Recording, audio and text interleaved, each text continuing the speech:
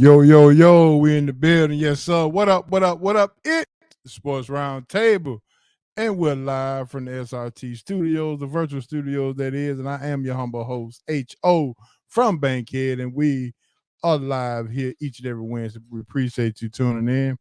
Waiting on my main man, Hancock, to tune in, to jump into the studio with me. But before we get started, man, we got some hot news. Of course, a whole lot going on in the world of sports. Alabama gets a new coach. Yes, sir. We got to talk about that. In the NFL, they call it the Super Wild Card Weekend. Don't know what's super about it, but that's what they call it. Super Wild Card Weekend. We're gonna talk about the surprise, who impressed, and who disappointed. And also, can we fix the Hawks? If we can fix the Hawks, boy, that'll save us a lot of trouble. As breaking news today, Pascal Siakam got traded to the Indiana Pacers. Where does that put the Pacers now? Does that put the Pacers as a top 3 seed in the East? Are they championship worthy at this point by getting Siakam? And another question is, do you think that if the Hawks would have got him, could he have saved the Hawks this year? Not quite sure about that. What say Marty? Mara, what's up, Marty? Waiting on Mr. Hancock to come tune in, and there he is. I think he just tuned in with us. So give me a second here. I'm gonna bring old Hancock in the building with me. There my man is. The sports superhero, Mr. Hancock, is in the building, ladies and gentlemen. Yes, sir. What's good, big homie? Man, all is well. You see, I got my Scully on today. I see you. Yeah, so before we even get started to some hot news, man, breaking news, Pascal Siakam got traded to the Indiana Pacers. My what they question give to up? you is, they gave up 3 first rounders, Bruce Brown and the Nawawa, and I think that's it. Yeah. Okay. Bruce Brown's a good piece that they're going to be losing. He's one of those guys, the glue guys, coming off a championship team with Denver. They might miss his energy and what he brings to the team, but to get a Siakam, I can see why. That's a nice ad. Does this put them as a champ? Are they championship worthy now? More championship worthy. I thought they were at least a player in the East this year with the way they play. They run about 10 deep, looks like, man. With their bench unit is one of the best in the game. Whether they had enough, I'm not sure. I still don't know if they have enough, but they've added some length to at least have another body to throw at Giannis. And that's pretty much what you're trying to do. Giannis and maybe even help side defense on Embiid. The one good thing playing Embiid, you don't have to worry about him too much posting. So if you got some length that can move their feet, at least they can contest those shots around the free throw area. That's where he does a lot of damage. So, I think they're a contender. Whether they're going to make a run to win a championship, I still don't know if that's the case, though. But that's a solid move, in my opinion. Solid move. Yeah. If the Hawks would have got him, does he save the Hawks season? No, I don't think so, man. I think at this point, and I know we were going to get into something a little later, but I'm about ready to, you know me, I will say blow it up. And it's almost that time because I'm not sure they had the right coach and the right build. I'm not even sure if Trey is the guy here. It's hard to trade a star because you got to really, if you trade a star, you better be getting something back to take his place. And I don't know what you're going to get back to take a Trae Young's place. He still gives you 30 and double figures assists when he wants and things like that. So, but I'm not sure they're built to contend or even close to being a contender. So there's some major moves in the offing that they need to do. I'm just not sure what that is. Like I said, I'm almost ready to blow this up. Almost ready, huh? Yeah, I'm almost ready to blow it up. Yeah, it's not looking good. Yeah, we'll definitely go get in we'll definitely get in touch with that. Real Yeah, quick while we got, I thought Quinn go would ahead. come in here and make a difference, but I don't know. It just seems like it's not a good fit. It's just something's not right. They shoot a lot of jumpers. They don't play any defense. Basically, I mean, No. anybody you play, if you're playing any kind of fantasy daily games, they're one of the teams that you always want to take players from because you're going to pad stats in those games without a doubt. You know, everybody, it's just a scoring fest. So until they figure out that defense is also important, they're not going to be a quality team, man. Yeah. So I'm gonna speak on something that Marta's gonna be interested in since Marta is in the chat, and I want to bring this up. It got released today that owner Jim Orsay was unconscious in the month of December, alleged overdose. Yeah. Uh, Well, did you hear about that? I saw a blurb on it today where they were speaking on it. I didn't get to read the full article or details on it, but I did see something going on about that. Yeah, I just being the owner, and he's in the news again about some alleged, you know, illegal substance and things of that nature. I mean, isn't it about time to grow up at this point? You know, after Dude, all you've been through how you gonna from tell the it? past. You can't tell a billionaire to grow up though, big homie. That's the thing. Billionaires grow up and do whatever they want to do because they have money, they have influence, and with that, I got who do you answer to? You understand what I'm saying? You make the rules. If he didn't make the rules, he wouldn't be in NFL right now because the stuff they've caught him with and things he's done as a what they don't call them owners anymore, what they call them governors, yeah. as a governor of his franchise, he shouldn't even be allowed in the NFL. But if you always talking about protecting the shield, but it's ridiculous, man. I mean, he's gonna do what he's gonna I do. definitely want to get. I would definitely want to see what Marta had to say. Let's see. Yeah, who is he gonna answer to? Let's see. Marta said he saw that. Say he's not surprised. I can't stand the man. Uh-oh. Okay, so Yeah, yeah. Marty is. yeah. I'm sure. I mean, so that's Shout the out, effect that I'm cuz. saying. That when you doing things that affect the fan base that's paying to support your, I guess, hobby is if you're a billionaire, owning the team is a hobby, right? Well, some of them are money makers, you know, and most times the real billionaires, this is right. This is their play toy. It's not really their substantial means of income. So in that respect, yeah, maybe you're right. But you know, what are you gonna say to him? What are you gonna do to him? You know, the NFL is different from the NBA. You know, they'll use that word woke real quick in the NBA. But in the NFL, Mhm. everybody gonna stay asleep. They ain't studying that woke crap. It ain't about that. They don't care. They're gonna continue to do what they do because they run things. You know, NFL is whatever they want it to be. We've All all right, what we big see. homie. Only a couple of owners have had to give up their franchise. What Jerry Richardson had to give up his, Schneider. and Snyder. Who else beside them? Well, in football, nobody, but That's what I basketball, mean. Sterling. Yeah, Yeah, in but see, football, then yeah, nobody. yeah, Yeah, right. it's probably a couple of them that need to give up ownership based on the losing and based on they're not equipped to put together a winning organization or a winning franchise, and one of them, I hate to say it, big homie, one of them sits right here in the good old city of Atlanta. We are getting very much so feedback about after that press conference that you know the the fan base felt like they've been bamboozled for years and lied to. So they feel like Arthur Blank and Rich McKay should be taking a little more heat than normal.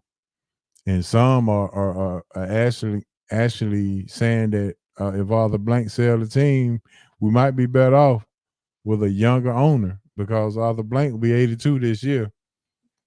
So I mean, I'm just, it's starting to get a little ugly from that press conference. I mean, that's all I can say. They one regime away from bringing in somebody to really run the organization, and when he gets that football guy in here, all this will be a memory. It's about winning. It's about what have you done for me lately. And as soon as he gets a football guy in the right place, the Falcons now, I think their salary cap situation is a good one, or getting that way. They got that trash coach out of here, so now it's just time to put a football guy in place. You got some pieces, and they're relatively young. So this is actually, quiet as kept, a good place for a good football person to come in here and turn this thing. You only got a couple of places like that. So Atlanta right now that's why Belichick is taking the meeting. Honestly, let's be real about it. If it wasn't even a good fit or anything he thought about, he wouldn't have wasted his time there. So as soon as they get a good football guy in here and make football decisions, the good thing about it is you play in the NFC South, which there is no dominant football team. Nobody runs that division. So it's right up Belichick's alley if you think about it. Think about all those years playing in the East, in the AFC, and how the teams like the Bills were doormats, the Dolphins were sorry, and the Jets were bad. The only team you had in there was the Patriots. So he can kind of see that he could come in here and maybe run this division because Tampa Bay doesn't really have anything. New Orleans isn't up to par. Carolina is bad. So look at it. Look at the situation you have there. It'll be a perfect fit to come in here and take over this division. It could be a walk right into the playoffs, and before you know it, a win or two there, and boom, you're contending for a Super Bowl. So it's a possibility. I think it's a great place for the right football guy. The way you made it sound just then, it sounded like you kind of bumping for Belichick to be here. I'm actually bumping for Belichick, and I've changed my stance. I just want a football guy running my situation. I'm not sure Jerry would give up the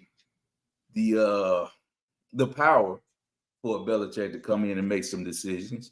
Even if Belichick came in, I'd want a guy coming in to pick the players and work closely with him because I don't think he does that well offensively. I think he's a good a great football coach. We haven't seen a coach win championships like that. So he is a great football coach. So I just think he needs to come in with the mindset of letting someone take over picking skill positions and running his offense. And that's how he had success even with the Patriots. He gave the offenses to the offensive people, and he handled the defense basically. Patricia got a lot of love in that, but Belichick was the man behind that. Yeah. He wasn't in Tampa Bay last weekend, so it reared his ugly head too. Yeah. The only thing I would say about that, and we're gonna move on to the and get into some hot news, is that first of all, you're talking about getting a football guy in here. Well, if you're gonna do it the same way you've been doing it for the last 10 years, then are we gonna get ahead? Are we gonna get a football guy in here if we depending on Rich McKay and Arthur Blank to pull the trigger as they've been doing behind the scenes for the last 10 years? Then I see the process being the same. It's gonna be bad pickings because that's what we've been doing. And I don't see anything changing with the process they have in place. Until they change that process, I just don't see them making the right decision. making a Yeah. football decision because And, simply put, 3 coaches in 10 years is bad. yeah. Well, I agree with you. Trying, we talk about the definition of insanity is what doing the same thing over and over and expecting a different result. So, but I do think that you shouldn't have to reinvent the wheel. There are blueprints out there to see how to build a franchise. One is right out there in a team that's playing this weekend, the 49ers. They went in there and identified their coach, Shanahan, and they also identified their GM, a guy that we saw had no executive background, but he was a football guy, in John Lynch, and look at what they built out there. So my thing on it is that's what you have to identify. That's why I was bumping for a couple of guys that I'd seen, and I thought that they would be good GMs, but it didn't materialize. They didn't go after these guys. So Yeah, because they you wanted to have have to no find, power. you have to find the guy to come in here, and you have to say, okay, go out there. You work closely with my head coach. Find the guys we need for him to make his thing good, and then you go with it. You got to find your John Lynch. You got to go out and find your Shanahan. And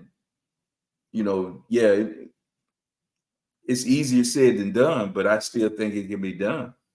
There are guys out here that understand football. You just got to go get them. But they was already in the building, but you let them go.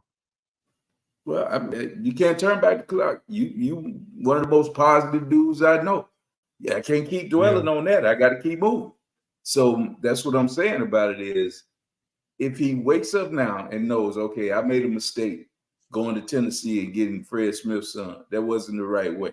I allowed him to retard the progress of one of my first round picks, which we probably should have never taken, but he didn't even play him the first year. He sat behind basically a running back playing quarterback, and he had a gadget guy was his most explosive player, which, he was a good guy, but he wasn't really a true running back. So, I mean, you look at some of the decisions you're making, you can only try to move forward. So, and Dez is talking about my guy right there. I thought Louis Riddick should have been the guy to come in last year, and I think, when they were looking for a guy, I don't know why he's not a GM. I listen to how he conducts himself in all these sports shows and things. I think he deserves a try. He deserves, deserves a look. And I think him and the right head coach, I think they can turn this thing, man. But we'll see. But you talked about you talked about Orsay, how you can't tell a billionaire what to do. Do you think a billionaire like a Arthur Blank can release his ego and say that I made a mistake or I made many mistakes? Can the billionaire do that? If he wants to try to win a title, you have to understand, it's just like, and this might be a bad analogy, but big homie, when we was young, we chased all the women we could and we got what we was, but it didn't matter. We go for the prettiest one out there, whatever. But as you got older, it wasn't the field wasn't as wide. The finish line was coming up. So, he has to make that decision to say, look, I don't know how long I have to, build this winner or whatever. So if he's 80, what do you say? How old is he? He's 81, be 82 this year coming up. Okay, so that finish line is down there. It's not that far away. So if just like Jerry, they coming up on these times where they got to make moves to try to win. So if he's really intent on bringing the winner here, and he's been to a Super Bowl, let's not get that twisted. He did get to a Super Bowl. The thing about it, though, no, you're right. Those are facts. Those are facts. But this is the issue, and maybe I need to send him my book. But he has said that I want to win as bad as you do for 22 years since he done bought the team. But if you want to win, then why are you allowing yourself and Rich McKay to be in the way of football decisions that you said that wasn't going to happen? That's all I'm saying. So why now? Is the light bulb go flash? Why now Because is it going to make all the difference in the world? So now you go sing that same old song. I want to win. I want to build a winner. Well, you said that when you hire Arthur Smith, and that definitely was not a good move, because right. that was a friendship deal, a buddy system deal, or what were they? The good old boy. That was one of those good old boy deals that never, came into any kind of anything. Well, when you're a Okay, billionaire, you all make right. deals, big homie. You know that. You know that. When you're a billionaire, Well, I don't know because I'm not a it's billionaire. it's well from the outside looking in, he got to be a Okay. billionaire making decisions, is what I'm saying. And those decisions, when you look back and say, and he looks at where he is in life, he's trusted his gut on, I guess, a few things. And sometimes his gut has panned out, and I'm sure sometimes it hasn't. So in this instance, whatever he had planned didn't work out. But it's hard for him. I'm pretty sure it's hard for him to say, well, look, I got this far doing it my way. So until it proves me wrong, I'm gonna continue to do it my way. And like I said, to his credit, he got to a Super Bowl, and he didn't win it when he should have. There was some stupid decisions made by the coaching staff, but he got his team to a Super Bowl. So it's hard to really say he hadn't done anything, because there are a lot of franchises out here that don't get that far. Yeah, I agree with Dez on that. But my thing is, do the owner really get credit for getting to the Super Bowl, because he's not coaching? He's hiring the coaches, but when you lose it, do you take credit for losing it? No, it's Because he just like hired the the coach. He NFL. hired the coach. He hired the coach that made the bad decisions in the Super Bowl. And what happens is, when they give that trophy out, who they gonna put it in the hands of? The guy that owns that team or governs that team. So yes, Right. he's going to get the credit because he is the guy that pays the bills. He writes the checks. So he's going to get that credit. Now he's not going to get the fall or none of that, because it's just like the NFL. When we talked about last week or week before, when we were talking about Roger Goodell, you and I were talking. And I said, Roger Goodell got one job: to take all the slings and arrows from the public. He don't make no decisions. All those people that run these teams, that own these teams, make the decisions. So it's the same way with the coaches. The coaches and players are going to take all that sling and arrow. And when that owner or whatever wins that title or whatever, he's going to be on stage and he's going to get that trophy. I ain't going to let him play with it. But that trophy going back to his place. He going to let Yeah, them I agree. hold it, kiss it, whatever. And before they bring it back to the facility, and the one he gonna have at the house, they're gonna clean it up real good. But the real one is going with him. So you mean to tell me, after all this and after all this Super Bowl laughing in your face, you gonna hire a guy who basically humiliated your franchise, and now you want him to be your ally to run your organization? Like who? Belichick. Oh, man, we see this happen in life all the time. I saw Trump talk about these folks' wives and everything, and went out and they voted right for him, or the same people. It's about money, big home. It's about what He can don't. you do for He me don't to count. make me. Yeah, But I they don't. all count. I'm not. If When anybody, if hold on, big somebody, home, hold on before you go there. We saw Bill Belichick beat the hell out of Dallas for years, and he went and hired him. It ain't nothing changed. This the same turd. They just polish it up and use it and float it on down the river. This happens all the time. So it happened back in the day with Lombardi left Green Bay and went and coached the Washington Redskins at that time. It doesn't matter.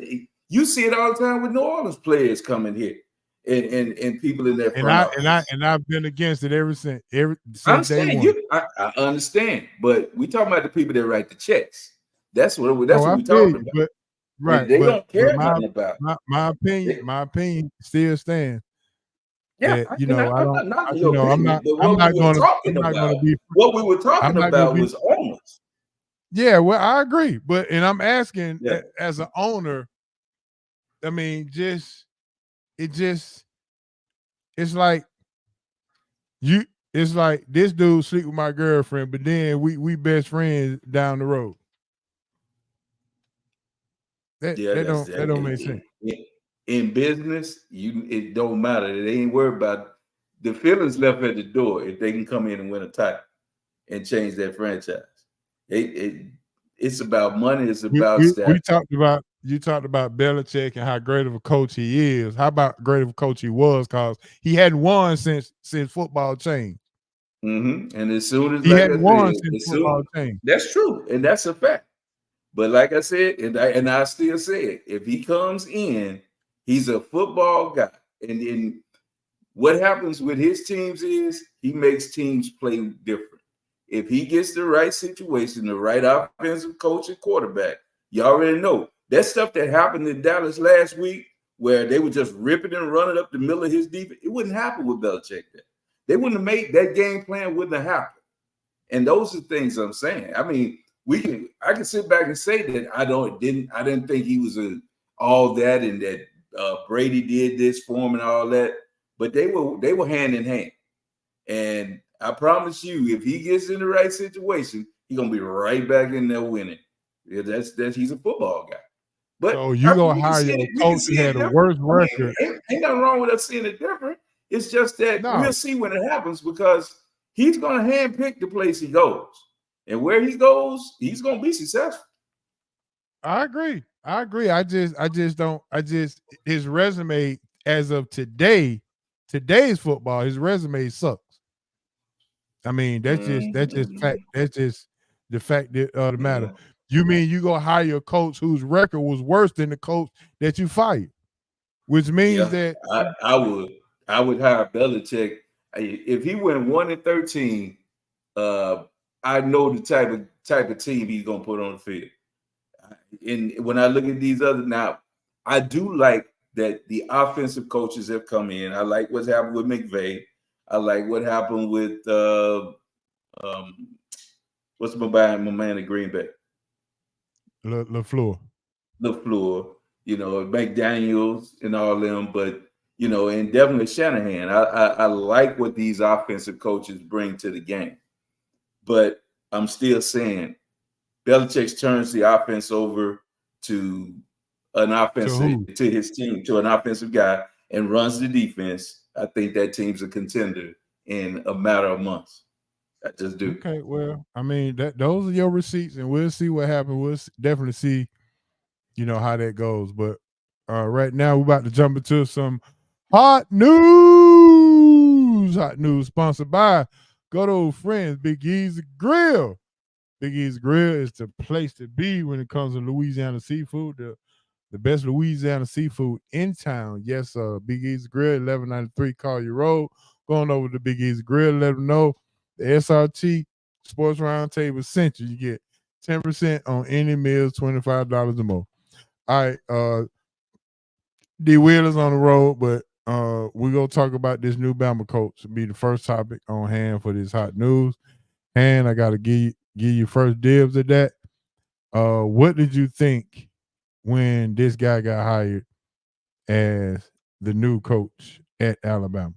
What was your thought? Well, I thought it was going to be a mass exodus. I think they're going to lose players. I'm hearing one of the top players that came out of the state of Georgia last year is already in the transfer portal. Downs. Say it again. Downs, I think is his name. Yeah, Caleb Downs. I heard he's got in the portal. I don't think this is the best time to be Alabama's head coach. You know, following the GOAT, I think is just a bad situation. And, you know, you following the guy who's, and not just me saying, I think it's kind of universal thought that he's the best college football head coach that we've seen. And now you made plenty of statements saying that you love how Nick Saban had adjusted to old football and new football. Right. So his resume is legit no matter what era of football we playing in as far as college. Now the pro stuff, because he kind of bridged that gap from the big, 3-yard cloud of dust to what we have as a spread defense or whatever and coming up with key stops. But I just think following him is going to be a problem, man. You know, for one thing, the Alabama fan base, we saw where he was able to navigate this year with what he had in Jalen Milroe and the stuff that he was facing with that. Having to show his fan base that Milroe was the best option he had. You know, I talked about it. I think that was the best coaching move he made all year, was to kind of put that fan base at ease in that bay to say, look, give me a chance. And with the only guy I got that gives us a chance to win is Milroe. So he sat in, played those two scrubs, and they barely won against South Florida, came back, and he gave Milroe a chance to develop. So I just think that, man, I mean, I don't think DeBoer even understands what he's facing in Southern football. You know, the fan base is a problem. And what's going to happen is that, you know, he can get death threats and everything else in Alabama. It's you can't come in there and go 7-4 and stuff like that. They looking for a winner, man. So I just don't think following Nick, maybe the guy that comes in after DeBoer, that's a good job. But following Brady, following Saban is not the right. That's not the right look. I'm gonna tell you the best thing about this hire is that at the press conference he said that Saban has 100% access to show, teach, and come back and guide and counsel and whatever the case may be, as he pleads. How's that working out for Duke?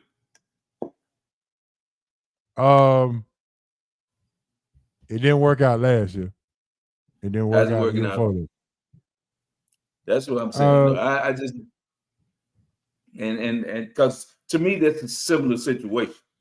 You're following the legend, it's Krzyzewski, and Krzyzewski pretty much handpicked this guy, right? Well, let me go ahead and answer this question, and I'm gonna be real with you. There were some people at the beginning of the season, after a couple of losses, that said that Jon Scheyer in-game coaching is very suspect. The recruiting is there, but the in-game coaching is not like the legend that just left. Right. Which, to your point, breeds a lot of pressure because your expectations is already here. But now you got to live up to that. That's a hard sell. And I agree that's a hard sell. Yeah. Now, and Bama's gonna face that same thing. Yeah. Now, do Bama fans has the patience?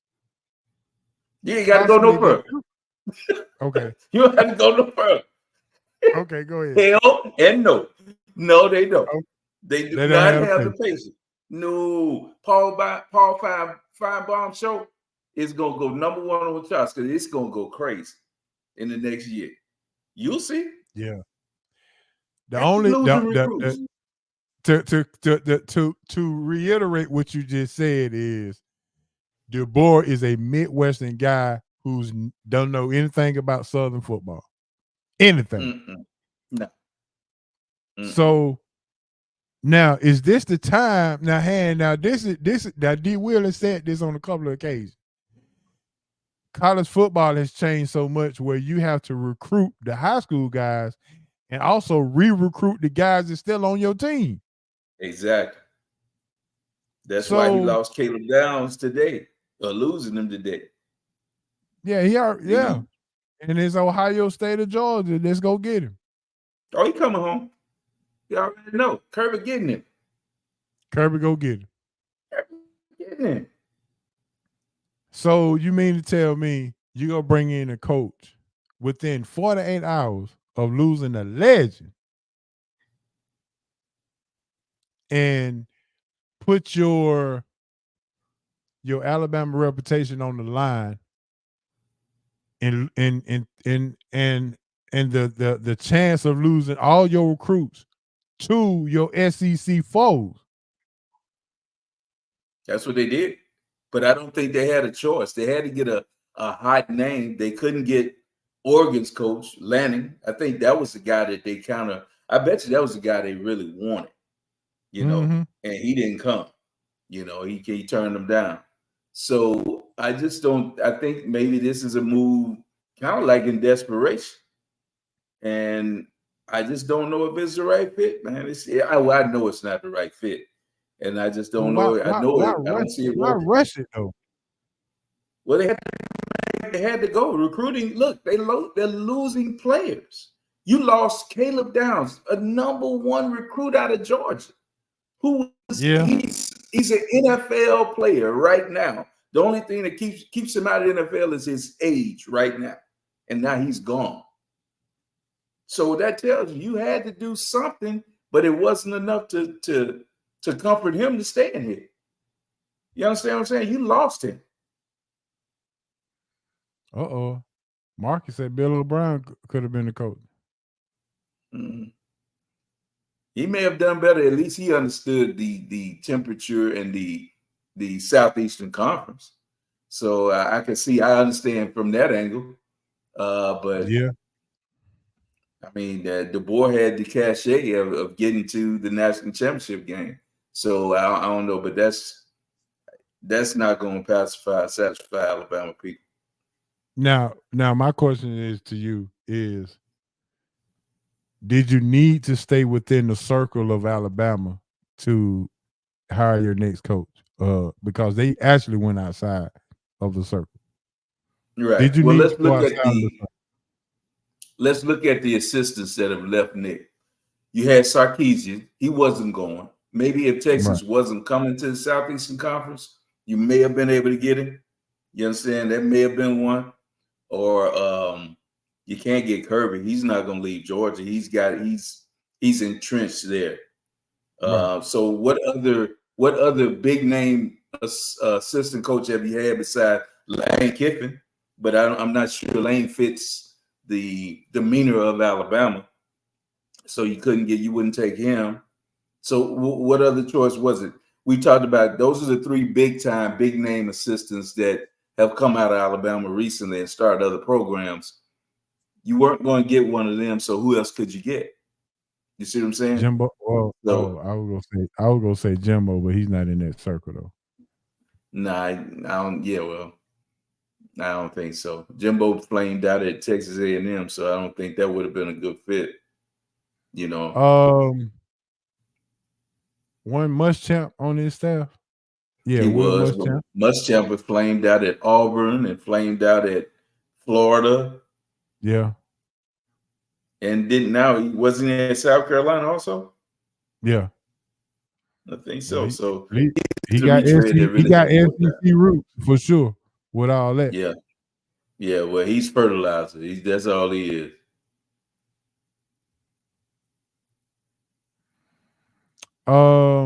Yeah, that's the only. Dan Lanning was a grad assistant. Yeah, and that's what I said. I think Lanning would have been the guy. So, he went out there and had success at Oregon. If you could have brought him back and brought him home, I think that may have kind of stemmed the tide on everything that's going wrong right now. With these recruits, and I keep saying recruits, but my main thing is you're losing what you had in the cupboard. So that's the toughest thing. You lose a #1 overall pick out of the state of Georgia, or one of the top recruits out of the state of Georgia. As soon as this guy's hired, that's not a good look. So if he's exiting, there's probably going to be more. You heard what they done lost a Shedeur. couple. You know what Shedeur said? Shedeur said, "Alabama, holler at me. Players holler at me." Yeah. Yeah. What if Prime able to get? recruited. What if Prime is able to sneak in and get Caleb to go along with my man that he got out there at corner?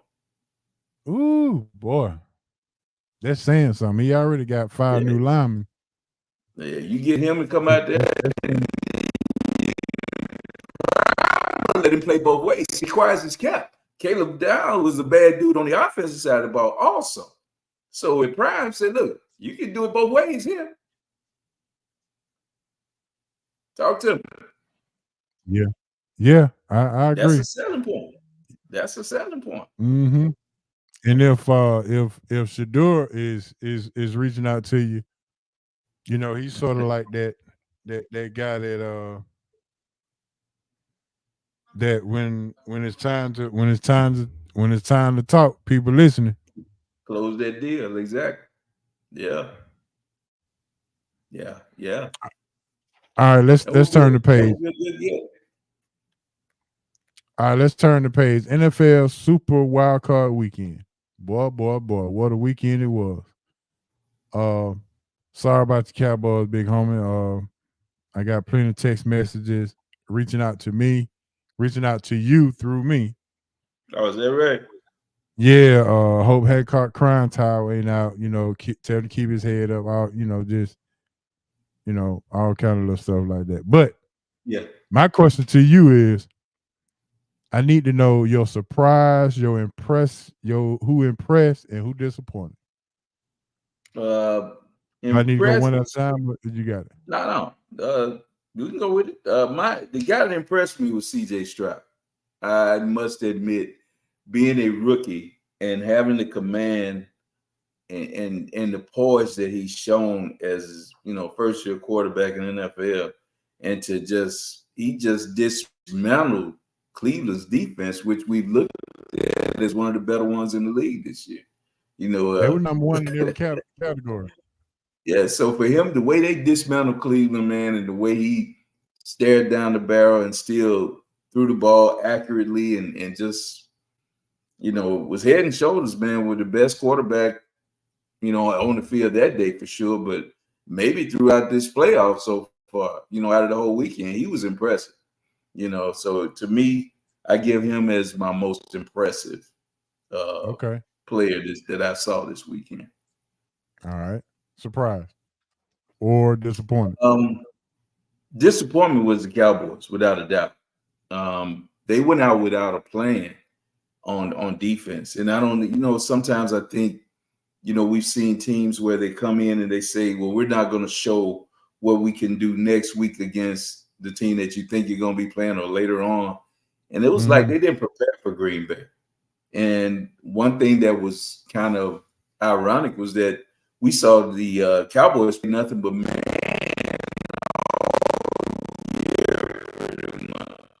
And they came out in zone and just for letting people run free throughout the secondary. It didn't make any sense. And from what I understand, out of 52 plays, 48 of them, they had like 4 or 5 48 right now at a time.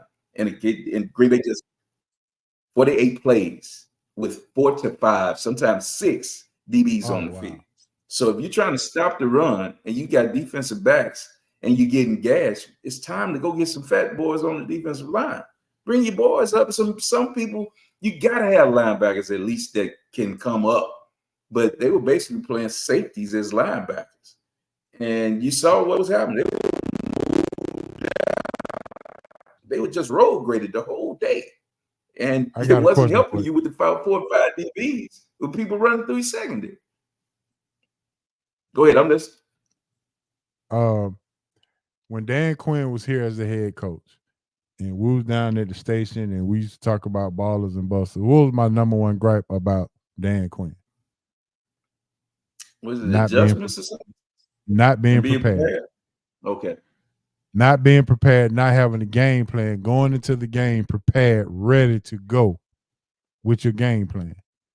So I'm just saying, this is not something surprising as far as the unpreparedness of, and rumor has it that he was putting together a staff during the week of preparing for this game. Yeah, I can believe that, because he did not look like he was there for the Cowboys. It looked like he was already in Seattle, and they played. Yeah. That goes on the head coach, because the head coach, first thing he does is approve whatever defensive plan you bringing in. If your DC brings you in this, you got to sign off on and say, okay, this is what we're gonna do. So I blame McCarthy for it also. Okay, we got a Jeff Goff in now for I guess that's Cuz we're talking about impressive, or is that yeah? It couldn't be a surprise. Goff was nice. Love was nice. So I mean, Yeah. there was some, yeah. I mean, there was some nice quarterbacking playing out there. So So you got your you know, disappointment, you got your impressive. What is your surprise?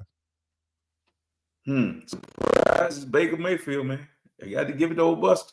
You know, he's got Yeah. his team to the second round, man. So he's this is what I was talking about getting in the NFC South. You know, the NFC South is there for the taking. And when you got what we've seen a flame out and Baker Mayfield come in and do what he did and get his team to the second round, that's why I think this division is so appealing with the Falcons roster. So that was my surprise. All right. Marty got Now, it. I was not surprised that they beat Philly. I was surprised he played as well as he did. But I think Philly got to be hot garbage later in the season. I thought they were, you know, they won some games earlier this year that they skated by, and people were saying that they were this great football team, but you saw they were exposed, along with Jalen Hurts being exposed. But anyway, I'm sure we'll get into that later on also. Yeah, I got some. Well, that Marty put up a comment for you as far as his. Well, you know what's funny to me is that I see all these different factions of everybody who has these different football teams, but they all blend together to jump the Cowboys when they got trash. Because the Colts are trash. Pittsburgh basically is trash. I hear people talking about that. That's just what's funny to me. That every year is the Cowboys are the main topic. You can watch any show, and you can watch Philly lose, you can watch Pittsburgh lose, and who they lead the show with. They talk about the Cowboys, baby, because we moved the needle. It seems to me there's a lot of jealousy. That's what it looked like to me. But I'm just saying. Yeah. Okay. Well, I mean, every fan base. Am I allowed to feel the same way about college basketball? You should, and I understand. We both, when you the Cadillacs, that's just what it is. You know, what I you get. know what I'm talking about. Everybody, Duke can lose. Everybody hate Duke. Yeah, Duke can lose. Duke can lose to a number one team. Yeah, and everybody hoop hooray. Well, I mean, if they lose to a number one team, what do you expect Duke to do? They not a number one team at this point. But hey, it is what it is. Well, big homie, you know how it is. The head is heavy that wears the crown, baby. It is what it is. I agree. Yeah. Yeah, you know. All right, let's see what Cole got something for you. Let's see what he say. Appreciate that, Cubs. I appreciate that. Yeah, there you go. See, I mean, and that's all I ask for. You can talk about a little SRT love. Just a little SRT love. It's all good. Ain't nothing personal. Yeah, I mean, because your team should not reflect your character as a person. Right. And you know me when we talk about the Cowboys. I'm not one of those guys that looks through and says the Cowboys are just great. I tell you all the time they got flaws. I tell you, what did I tell you going into the game? Dak on Dak. He just is what he is. He going Dak. Yeah, you said it. Yeah, he's going to Dak. But with that, Dak didn't play any defense. I didn't see him on the field on that one defensive snap this weekend. Did you? Did I say? Hold on, say it again now. I said I didn't see Dak on one defensive play this weekend. Did you? Nope. And so he didn't contribute to the one touchdown he did. I give him that. Well, I was gonna say the pick six. Yeah, the pick six he contributed to, but your defense just like what did we see when the Falcons lost to the Patriots in the Super Bowl? Right, the defense a lot of wide receiver picking and not being called. Yeah, but what I'm saying is the defense held on and did what they had to do to keep the Falcons out of the end zone until the offense woke up. See, we've seen countless times where the quarterback has struggled early, but the defense makes enough plays to allow the quarterback to get back in the game. Now, I'm not saying Dak would have got back in the game, but you're not going to have your A game every time. You got to hope that your defense can keep you involved in the game. And they didn't. So I'm like I said, I don't look through rose-colored glasses. Cowboys got a lot of deficiencies. They have a lot of talent, but they aren't. I don't think they're built quite right. I don't think they were coached quite right. So, but we'll be back. Here's what it is. There you go. Look, before I give mine, I'm going to ask you this question. What happened with the Cowboys this weekend? Is that a fireable offense? Yes. To me, McCarthy had only one way he was be able to come back to the job, and that was if he got to the NFC Championship game against the 49ers. I could take him losing to the Niners. But other than that, to me, there was no other team in the NFC that he shouldn't have gotten past. And that's just the way I see it. I don't think that the Cowboys are as good as the 49ers, but I thought they should at least be on the field with them and play with them with the personnel you have. But there shouldn't have been anybody else in the NFC that you lost to. And without that, he needs to go. It's time. So would you take Belichick? I already said it started the show. I was totally against it, but I think you need a football guy. And I know if Belichick was running the Cowboys on this past weekend, there's no way Aaron Jones running out like he the first dude out of practice. It would have been that way. Well, big homie, you can have Belichick because I want Harbaugh. Dude, I hate that's fine because I'm not really a Harbaugh fan. He's a winner too. But if I got my druthers between the two, yeah, I'll take a guy that's got 6 Super Bowls. I take it. Yeah, and I take a guy who done changed built every way he's gone. He's built the quarterback and won, and got a championship. And since we're speaking on that, rumor has it that he hadn't responded to Michigan $125 million contract for 10 years because he's negotiating a policy where they can't terminate him for he's trying to get everything that he's done and all. That makes sense. I think he's going to the league, man. I really do. Yeah, I think he's going to the NFL. I think he's going to the Chargers.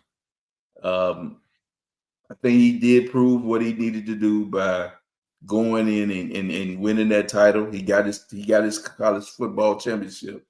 He turned Michigan back into a national power. He did everything he needed to do. The NCAA is up his butt about all kind of bull. So I think with all that being said, I think he's out of there. Okay. All right, let me give you my impressions. Surprised that I'm gonna go in line. So I'm surprised that Philly didn't play up to par.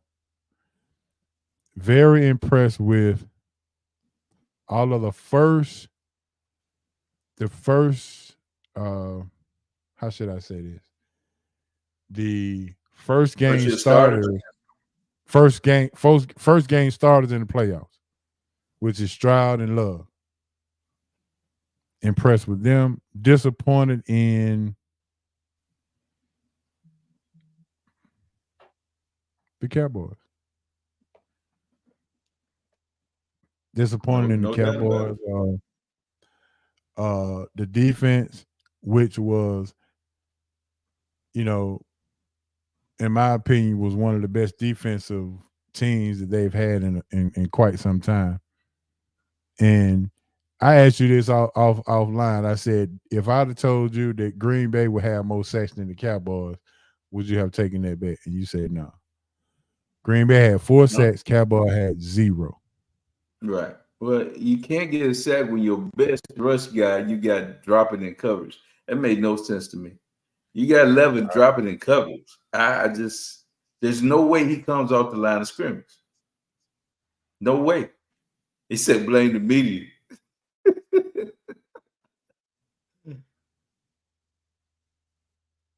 Yeah, okay. But the reason they own that is because they drive the needle. Look, every show leads off, and they're gonna lead off with the Cowboys because they drive the needle. There's no other team. You can't lead off with Tampa Bay. You can't lead off with, even with the Steelers, they don't drive the needle, and they got more Super Bowls. The Patriots, they don't drive the needle. Everybody loves to you either love or you hate the Cowboys. Ain't no in between. It just is what it is, and you know exactly what I'm talking about. Mm-hmm. You might have people that they don't love or hate the Colts. They don't have a feeling either way on them. You know, Pittsburgh has a huge following, but they don't drive the market because Pittsburgh is Pittsburgh. It's a cold, nasty city. Dallas is one of the top cities. It's a big city, a lot of money, a lot of flash. So it's a lot of jealousy. It is what it is. I don't live there, but it is what it is. So I'm not getting mad. And see, that's the problem. It's not me getting mad. It's the people that talk about that mad. Ain't me, cuz. All right, I promise you. Marcus said disappointed in Joe Flacco. Flacco. Yeah, Joe Flacco don't play defense. No, but he played a bad game this week, though. And that's my point. He don't play defense. He played a horrible game. But not one time did they talk about him like they talk about Dak. That's my point. And Dak is not a Hall of Fame quarterback to me. He's not a great quarterback. But because he played for the Cowboys, he's on every talk show every week. Every week. Jalen Hurts stunk up the field. Did he or did he not? Yeah, he did. So, but how much flack did he get? Do you ever watch Speak? Sometimes, if I'm able to catch it, I mean, dude, they lead every day. I don't run home. Just telling you, that's fine. But even on the scrolls, what I'm saying, they come up a lot of times. You scrolling through your phone, but they lead the TV viewership with some kind of, going in on the Cowboys. You should have heard the way they went off on them the day they lost.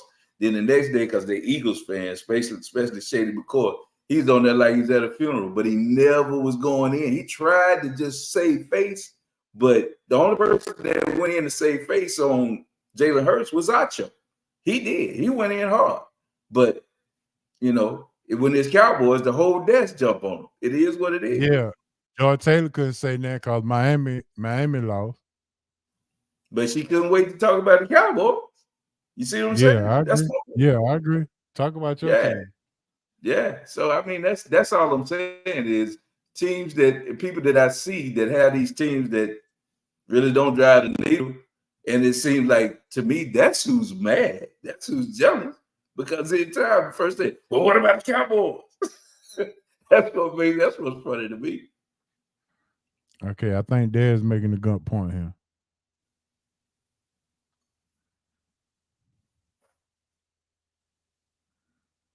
Okay. Yeah. Well, he played one snap of defense then, or a couple snaps where he had 2 picks. All right, yeah. So, but you say the first one was really the receiver fault, right? Because he wasn't where he's supposed to be. Well, if you and not to throw shade at anybody, but if you know football, when you come back and you hit that back and it's a slant pattern, you throwing that ball to a spot. Your receiver has to beat that guy inside. You got to depend on your receiver to get across the face of the DB. Now, the one problem I do have is that you ran a slant with a guy who's probably about 5'6" against a corner that just dwarfed him and went over and got the ball over his head. But that receiver has to come across because it has to be either a catch or nothing. You can't give up an interception on a slant. You know that, big homie. The only way to complete that pass, that's a timing route. So when that ball comes out, he's got to be across that guy's face. We saw in the Super Bowl with Seattle when they lost the game, not giving it to beast mode. The DB beat him to the spot. You have to be, and he didn't do it, and that cost him. Now that second pick, that was that. Because he threw to CD, and they were like, "Man, we're gonna sit right here on this because we know where you're going." And that robber sat right there. He never went and never He was baited. threatened about the guy that was running behind him. He jumped straight in on CD and he went pick six to the house. But that's on that. That one's on that. Gotcha. All right, so we done did the surprise, impress, and disappointment. Sound like we got some ballers and busters coming up based on how you sounded just a few minutes ago. Our third topic on our hot news is how do we fix the Hawks? Are they fixable? Can they be fixed? Time to throw that grenade, baby. Time to throw that grenade. So everybody got to go. Harry the Hawk, Sky Hawk, Butchie Hawk, all the Hawks. I just, you got to get Capella out of here and all that kind of. They just not built for this, man. And I look at teams and how they're built or whatever, and the coach. I had hopes for the coach, but I don't think that's the right coach for the situation. I just don't see anything about the Hawks to me that says they're building their winner. I just don't see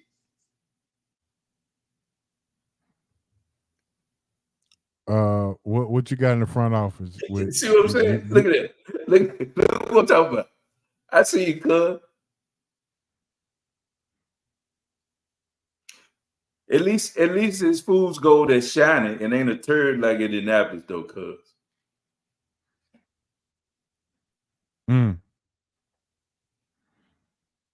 Cuz he going in on the Cowboys, ain't he? It ain't nothing new.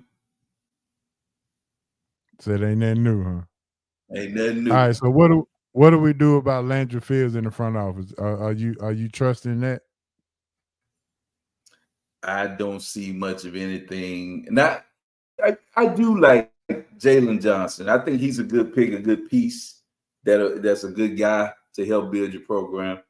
I'm sitting here and I'm being a little critical on everything, but I just don't see major pieces in here that show me this is a winner right now, man. I think they need an overhaul. I don't think they got the right coach. I keep going back to that. I don't think they got the right coach, man. He doesn't do anything defensively. Go coach. Go coach. I see you, cuz. Yeah. This one the downfall. That's your man, big homie. Yeah, that's your man. Guy. Yes, it is. That's when the downfall went downhill, when they got rid of him. I heard that. It ain't been the same. It ain't been the same since. I hear you.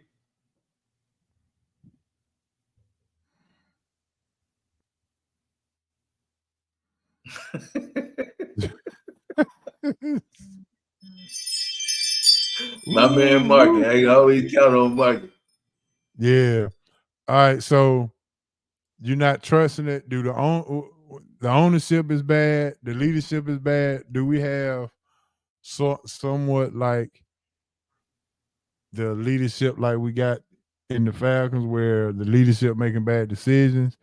Or you want me to give you my observation of the Hawks and hey, you can big homie, this is your franchise. I defer to you on the Hawks and the Falcons, and especially the Braves, because you live and die with them. I'm just a resident here of Georgia, and they really, I like some of the players, but they don't really move the needle for me. So you go ahead and take that.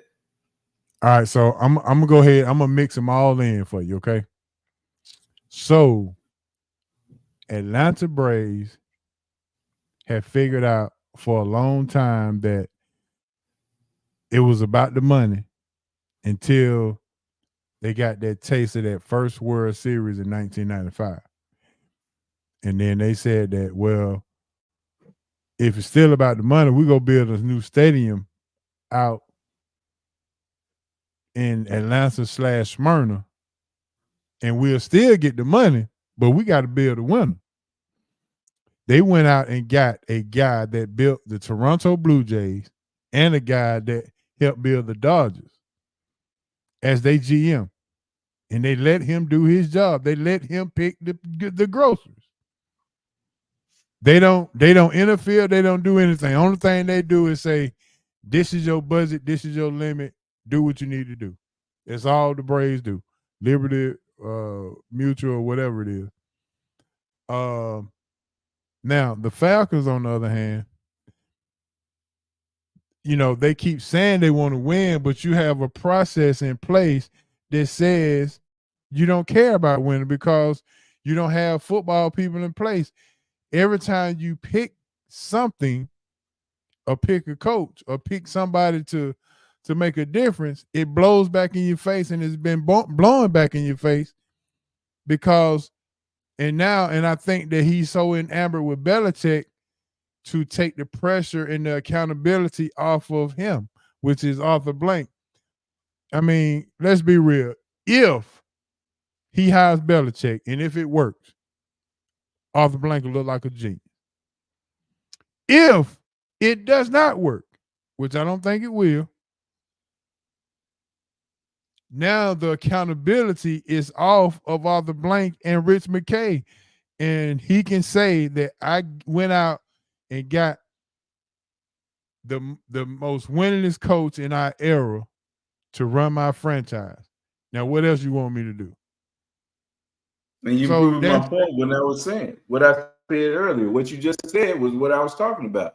The governor, owner, or whatever is always going to come out smell good because when he makes a move, it's going to be one that he's going to say, well, look, I did what you needed to do. When I got a football guy, when it did.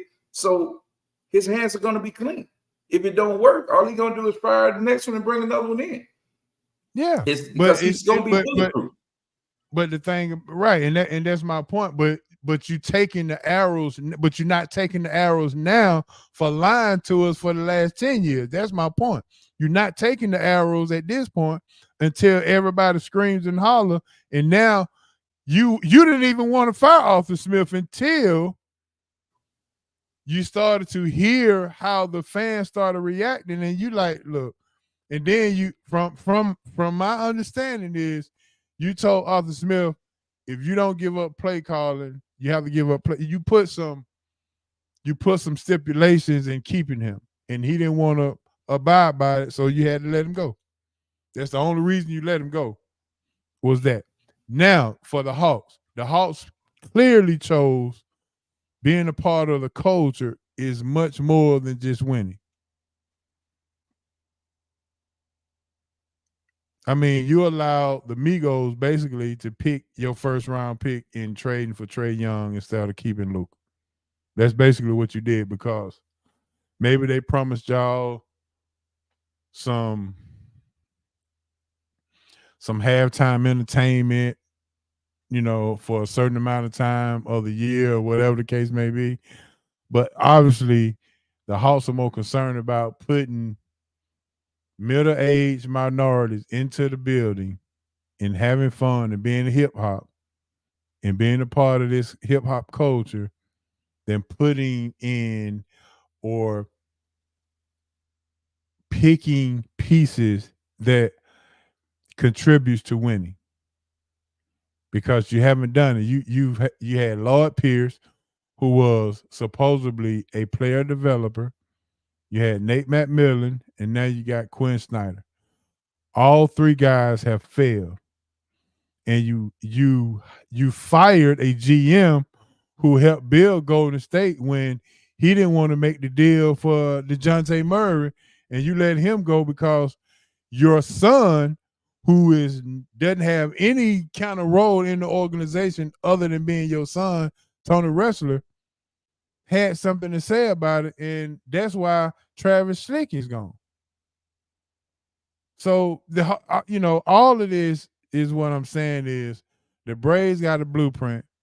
The Falcons won't follow it, nor will the Hawks, and that's where we are at this point. Hey, well, as far as your fan base, I think you have to play to the people that's paying the bills, and you know that it just is what it is. It's about money. I do think I agree with you that they chose culture over substance by taking Trae over Luka. but they could get away with it because no one saw Luka play basketball, but on grainy film. So that was one way they were able to say, well, we haven't seen this guy. And Trey had all the flash and dash, and you saw what that meant. He got to the NCAA tournament on a team that had no right being in it. So that lets you know he was going to put butts in the seat. So that's the thing. It was a business decision. Now, whether it was a right business decision or not, that remains to be seen. But the building got redone. You got season tickets that went up, I'm sure. And, the fact that, like I said, if you're not going to be good, you better be somewhere in some kind of flash or something. And Trey brought that for a while. But now it's that's running thin. So it's time to make another move. That's what you pivot. You do something different. So we'll see what happens with it. But that's why I think it's always probably pretty much time to make some moves and blow some of this up. Now, I don't know what that means for Trey, but if he's going to be your star or whatever, you got to get some players around him that benefit him and help him be what he needs to be, because he's not going to be a defensive player. He's a lesser version of Steph Curry. So you got to find some Draymonds and some real guys around him that can protect him. And I don't know if they're going to be able to do that. Do you just blow it up and say, look, Mark Jackson, come on in and help me out? Basketball guy, played point guard, helped develop Steph into one of the best shooters ever, allow him to play, and he emphasized defense. Do you just bite the bullet and just say, like that? Everything I need, I go get Mark Jackson? Would I like that? Yes. Do I think it's going to happen? No, because there's something else underlying that's keeping Mark Jackson from being a head coach. With the success he had and with the team that all the building blocks he put in place that allow Golden State to become what they are, there's no way he shouldn't be an NBA coach again. But there's something else there. It's whether it's his stance on religion, his stance on sexuality or whatever, I don't know, just things I hear, his faith, some of those things, whatever it is, something is keeping him from being a head coach. So I don't think it's going to happen. Should it happen? I think so. Will it happen? I have my doubts. Anybody else that you think could possibly come in here as a basketball mind? Do you say, you know what? Let me see if Jerry West could help us out. Why not? I mean, you can't go wrong with guys who know the game and can recognize talent. He has a track record of showing you he can recognize talent. I would, honestly, who I'd be going to try to find. I'd go to Oklahoma City and find out what the recipe is, because they can pick talent, and they've got a great track record of identifying guys, and they become players. So it's got to be somebody else around him. What's my man's name out there? I know you know his name, but it's got to be someone around that GM to figure out what we can do here, because he's successful. His name slips my mind right now, but I know they do a good job of identifying talent. They do a great job. I can't think of his name, and I know it's on the tip of my tongue. But you look at the track record. He got Durant, he got Westbrook, he got old man game. Sam Presti. Presti does a job, man. He finds talent. He finds talent constantly. So he would be a guy, go in there, and if you can't get him, get whoever he's training, because you got to figure it out. All right, we got a Hawks guy in the building. Let me see what he got to say.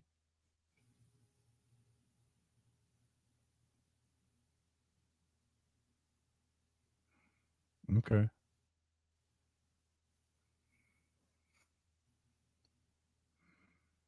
All right, Cuz had something to say too. I said that years ago, Mark Jackson critiqued the Warriors years ago, and See, that's my point. He's saying he's echoing what I'm talking about. Yeah.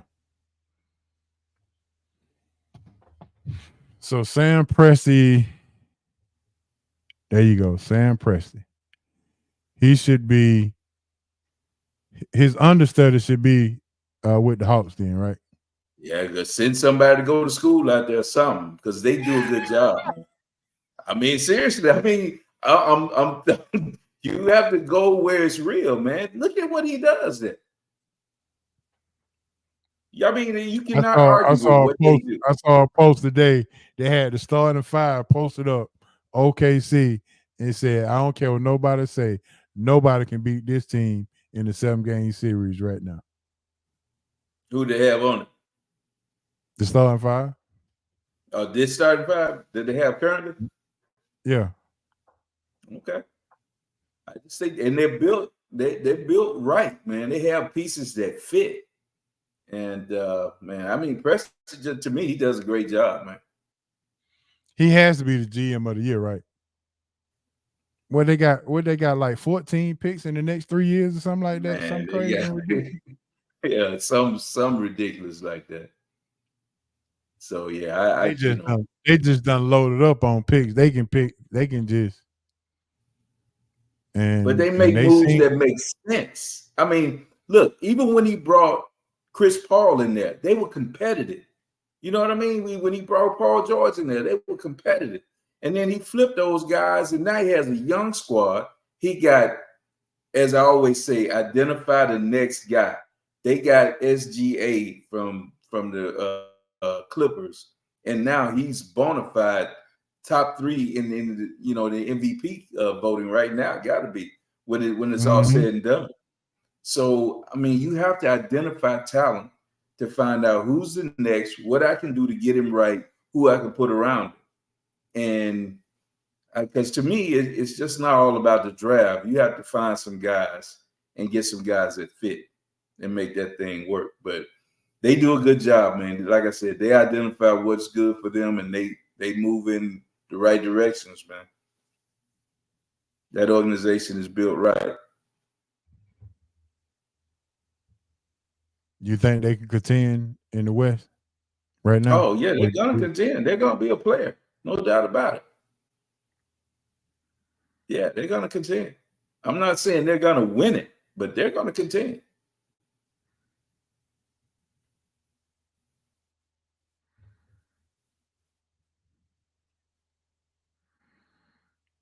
But you got some folks liking the SGA guy. SGA for real, man. Seriously. Yeah. You taking him or Ant Edwards? Start your franchise. Right now, I think Ant Edwards is coming. He's coming. He's doing his thing. But right now, I think something about SGA, I trust him a little more, I believe. I trust SGA a little more. But I like it. I love Did he get the 26 that you were looking for last night? No, I don't think he scored a lot last night. He filled the box score a little bit, but he didn't get the points that I was needing him to get last night. Okay. Just checking. I was wondering about that because I went to sleep. But I'm gonna tell you who balled this year. That Joel Embiid is hooping, man. I was gonna say that question for the what say you, and I guess I still will. What say I? Joel Embiid is the beast. And right now he getting it in. That's what I say, man. I think he's got like 8 games of 30 and 10 or something like that. Yeah. All right, man. Let's gonna wrap it up, man. Let's go ahead and jump into some ballers and busters. Yes, sir. Ballers and busters, sponsored by Bo Bear Basketball. If you're looking for some improvement in your game, Bo Bear Basketball is the place to be. Go to CoachBoBearBasketball.com for more information. He has locations Midtown, North, and South. Yes, sir. Bo Bear Basketball. If you need some improvement in your basketball game, he is the man to do it. He says feet work is key. I'm gonna try to get Bo Bear on with us next week. How about that? All right. And see what he said about Wembanyama and what's going on with the future of this of basketball right now, and has it changed? Do we see the European style? Is it going across? Is it going to be international now, or what? So all those things we'll talk about with Bo Bell. All right, ballers and bust. I'm gonna go first, hand. I'm gonna lead out my ballers and bust segment with my baller this week. Goes out to, I'm gonna try to see if I can type his name up.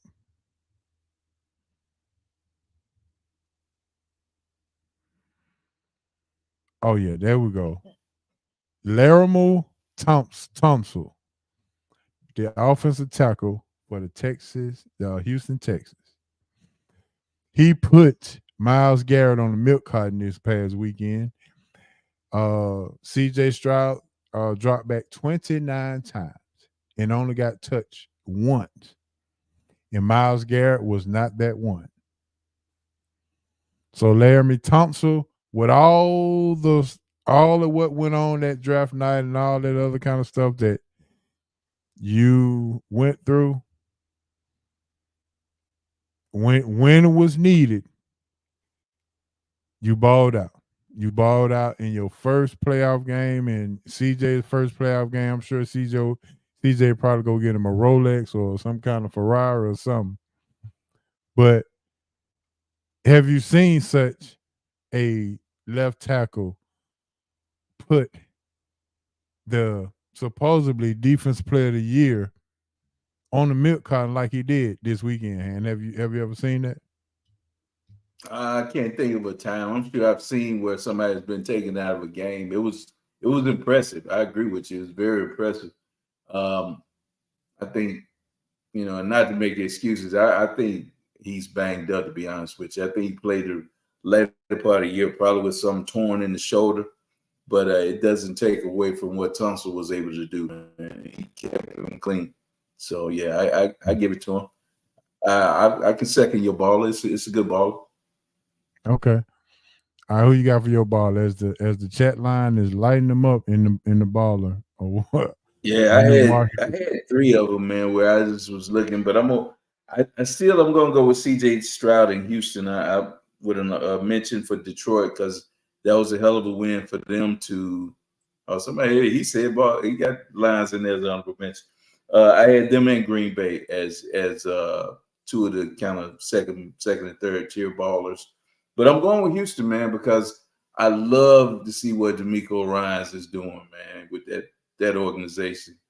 And that's another example of relying and saying, okay, I'm gonna go with a football guy, a guy that's had success and that knows players and his players are playing for him, and you can see it.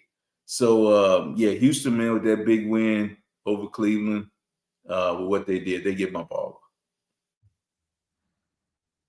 All right, they go Marky. Yeah. You're right, Mark. Dude just, yeah, they still looking for Myles Garrett, man. That was very, very impressive.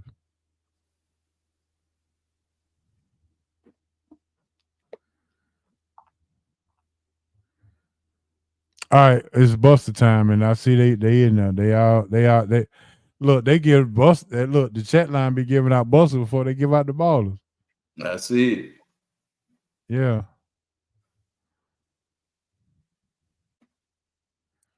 Look, ain't this what you talked about?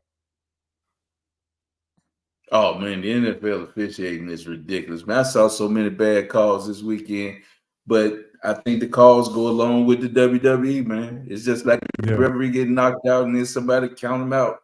It's ridiculous. It's ridiculous, man. It's Martin ridiculous. won't let up off you, will he? I mean, maybe that's my good, but his team smoked the tailpipe all the time, so he got nothing to talk about. They probably his team wear that mask like Larry Thompson did, getting high. Yeah. They sad. All right, my Buster award goes to he reappears again, Han. You already know who I'm finna say, right? Stephen A. Smith, for Why this trying time, Big to, O? because he's trying to respond to Jason Whitlock, and he just went off. He didn't respond to him. He just went into a cussing tangent. Like he just cussed him out, called him a fat bastard, and just name just everything he could think of. He called him. Never addressed what Whitlock was trying to say. Never addressed any of those things. So he just, again, he loves to change the narrative so he can have his way of venting, so to speak. And I'm just like, man, come on, man. When people start, they say the truth hurts. It ain't love that hurts, it's the truth that hurts. When people start finding out about you and start putting some truth out, then you start to, you can start see them itching in their pants. And basically, that's basically what. Cause I'm not sure if you're aware, but Jason Whitlock said that Stephen A. Smith is a plant into the media, sports media world, and that everything he wrote was ghostwritten by somebody else, and he just put his name on it, and that they use him as a plant to place him there. If you look up the word plant, Hollywood plant, you'll see it's somebody that's pushed in a position that has money and participation behind them to back them in anything that they do. So, I'm just, and then, to just to use a whole 30-minute monologue to cuss somebody out. I mean, and just like Dad said, he never responded, so that tells me a lot about Stephen A. Exactly. He never responded to anything that he said. Never rebuttal. Never said anything. Just went to straight cussing and all that. And I'm just sick and tired of this dude getting all this pub and whatever the case may be, and it's just ridiculous as far as I'm concerned. So he's my boss again. All right. Well, my bust is Dallas Cowboys. There's no way you go into a game plan with a game like that with that horrible game plan. They didn't put up much of a fight on defense, and I thought it was just if Dan Quinn wasn't going to come up with a game plan like that, they should have let him out of the contract and brought somebody in just to run the defense, because clearly to me he was not there for this game. He was just a figure. He was just there in body alone. I don't think his preparation for this game was there. So my buster goes to the Cowboys and mainly the defensive side of the ball. So I asked you yesterday, are we blaming the defense or we blaming the offense? And I'm assuming we're blaming the defense at this point. Yeah, I mean, you cannot just continue. They were going down the field in 3 plays, man. 4 or 5 plays. They were in the end zone. And these weren't like 30-yard drives. We're talking about 70, 75 yards, 60 yards in 3 plays and 2 plays. And then you run the old-ish play. I don't know, we shouldn't be cussing on here, where you run the tight end under back across the field play, where they call it the old-ish, where everything rolls to the right, tight end sneaks from the left side of the line, and he's wide open for a touchdown. So that old-ish play right there, you lose on that kind of stuff. Marty, I can't agree with you more. I cannot agree with you more. Whitlock to me ain't worth the time of day. But that defense has to take a lot. But again, I go to the head coach because he's the one that signs off on the game plan. And if he didn't realize that what that game plan was going to represent, he should be out of the game, out of this. He's seen teams just run through the Cowboys. The games that they've lost were games where teams just lined up and ran the football down their throat. So that was my point on the whole situation. That should have been the main thing you take away. It's to take away what's important, and that should have been take away, stop the run. So yeah, the whole team gets a buster, but I give Dan Quinn and the defensive strategy more of a bust than anything, along with McCarthy. Okay. Now, rumor has it Dak is going to want to sign his big deal in the offseason. Does it happen? Would you do it? I could not do it, man. He had to play this out, and we'd have to see, just like he did before, he'd have to prove it. I don't think he proved it as much as him getting injured proved that they didn't have anything behind him. That's why he got paid before. Remember, he broke his ankle, and they had to play with the scrubs at quarterback. Cooper Rush and yeah. Exactly. So with that, he ended up getting his money. But I can't in good conscience say that Dak deserves, the type of money he's talking about. He doesn't have a playoff winning record enough for me to pay that. And I'm sure he's probably going to hold out or whatever.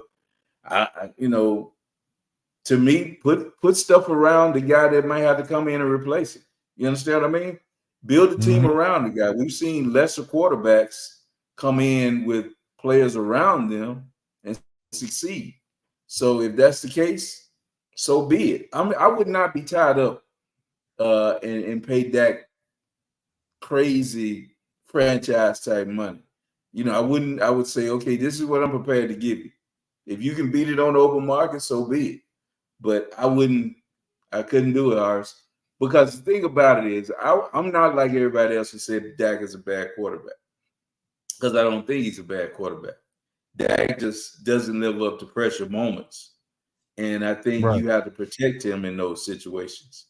I think there are a lot of lesser quarterbacks out there that could probably win. So it's not about him not being able to win. You just can't. You have to put the right things and not allow him to Dak. So, but I wouldn't pay him elite money as a quarterback. No, not at all. Him or Tua, they couldn't get it. All right, my question is this. If you're the Cowboys and you said to me that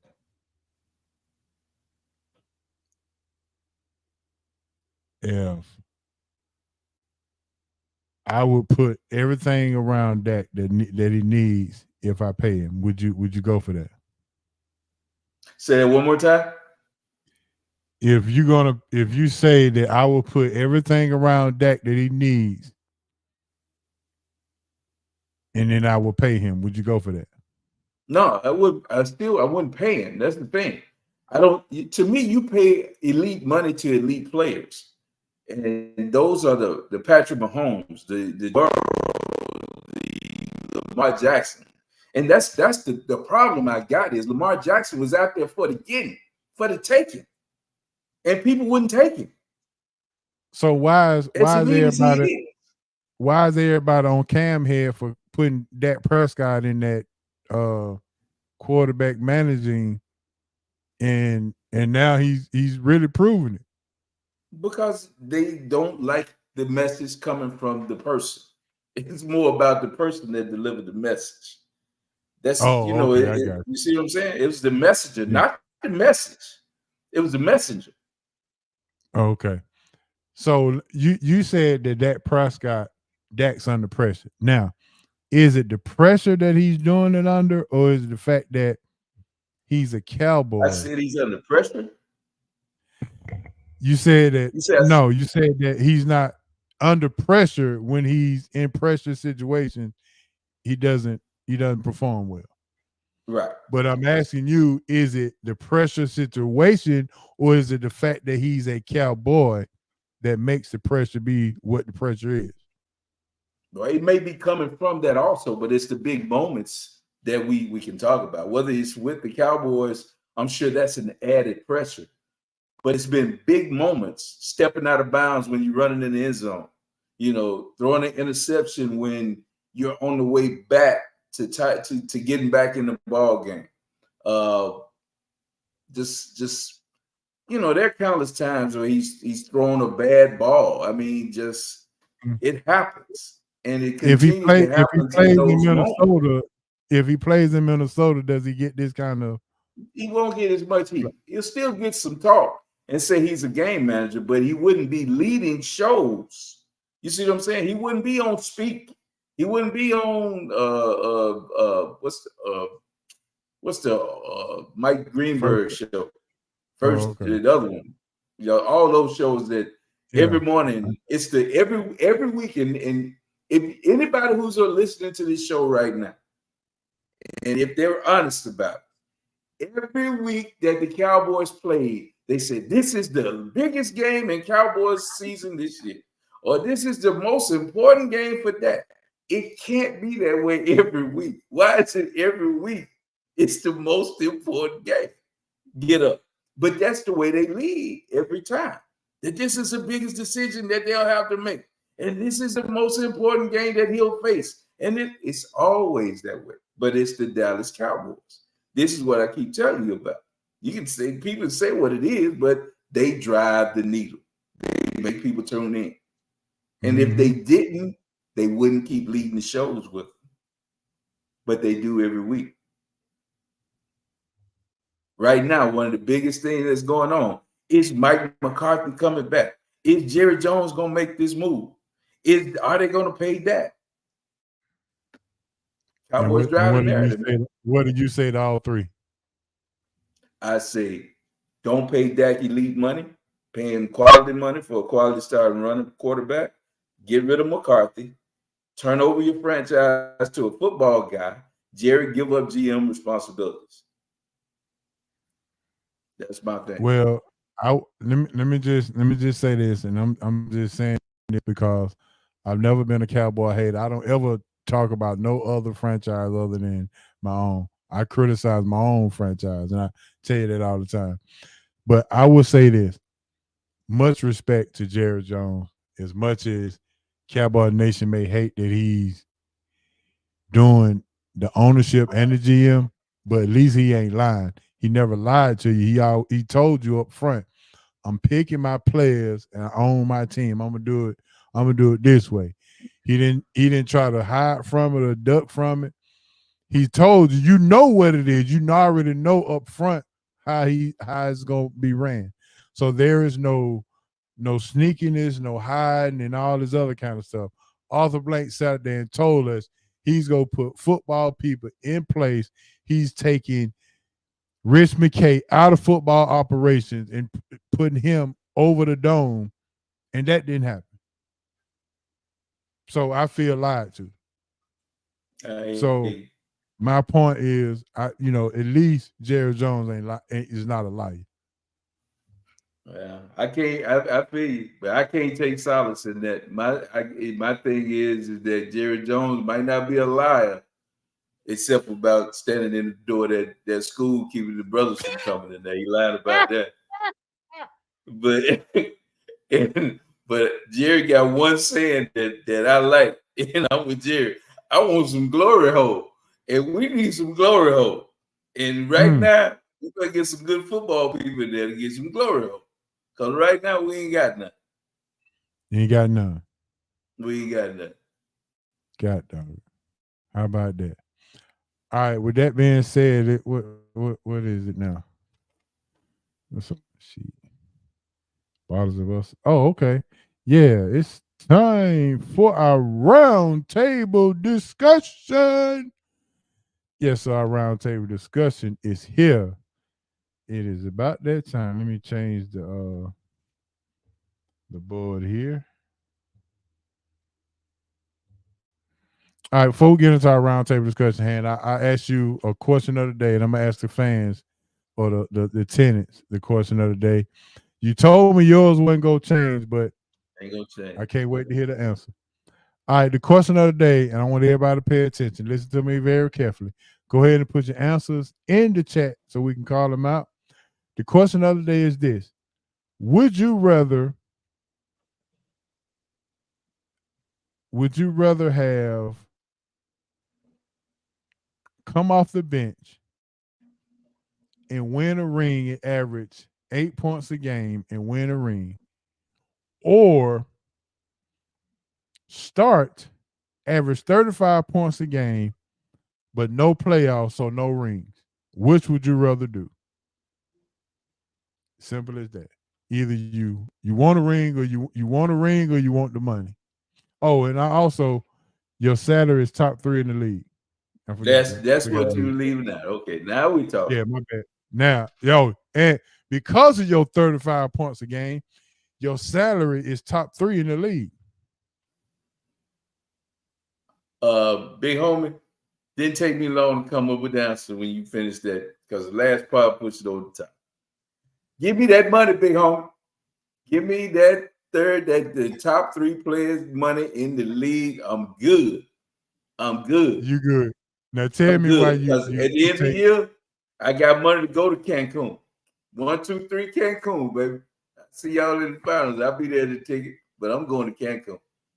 going to Cancun. Don't Yes, you sir. worry about the playoffs or nothing. Me and You James Harden, we're gonna be in a strip club. Oh my goodness. Just like that. Yeah, ain't no doubt. I can always, after a while, after it's over with, tag to a team and try to win the title. But right now, yeah, let me get that top 3 money.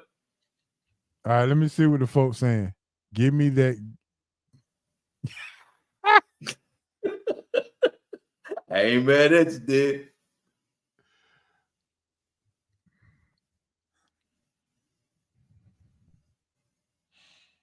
All about that dough. Y'all trying to make me change my mind, huh? That's my cuz. My cuz right. Give me that money, baby. After I asked you this last night, and I laid down and I was like, what can I do with a ring, or what can a ring do for me that money can't? Exactly. Like, half the time I don't even know if I even wear it. But that's the point. I can go and write me a check, get me an Escalade, go to the dealership, get me an Escalade. I can go to Vegas. Me and you, big homie, can fly to Vegas when we want to. I don't know if a ring can do that for me. Well, I wouldn't even be able to find out, because I told you which one I'm taking.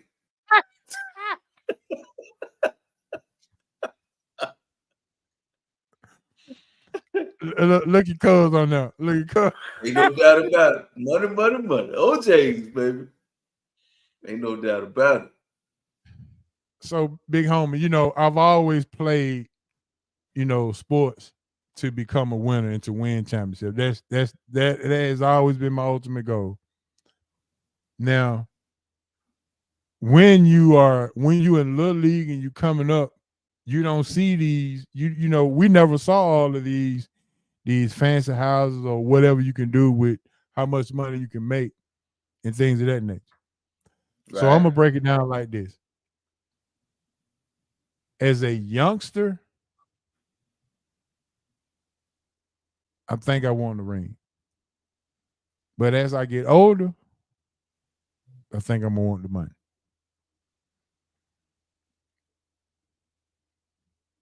I mean, just as simple as that. Yeah. But with age comes wisdom. And you get wiser in your old age. I guess that's what I'm trying to say. Because I mean, you gotta get that money, man. You gotta get that because money. Because think about it. How many championships did we win in the Decatur Red League? How many trophies did we have? Exactly. How many first place trophies do we actually have? Right. That at this particular point in life, what can it actually do for us? Nothing. So I mean that, and now I understand and I see. Yeah. I gotta get that money, man. Yeah. Yeah, I agree. All right, man. Roundtable discussion. All right, let's talk about this coming weekend. We got Saturday game.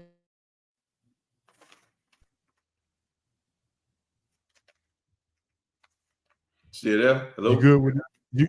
You good? How you like the Saturday games? You good with you good with the Saturday games? They cool with you? Yeah, let's go over 'em. All right, Saturday 4:30.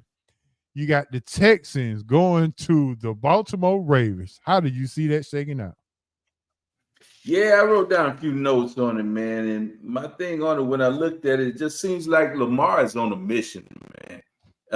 He's probably going to win MVP this year, so I'm really feeling that. I think it's going to be a little much for Houston to go into Baltimore. I'm sure it's going to be cold and windy.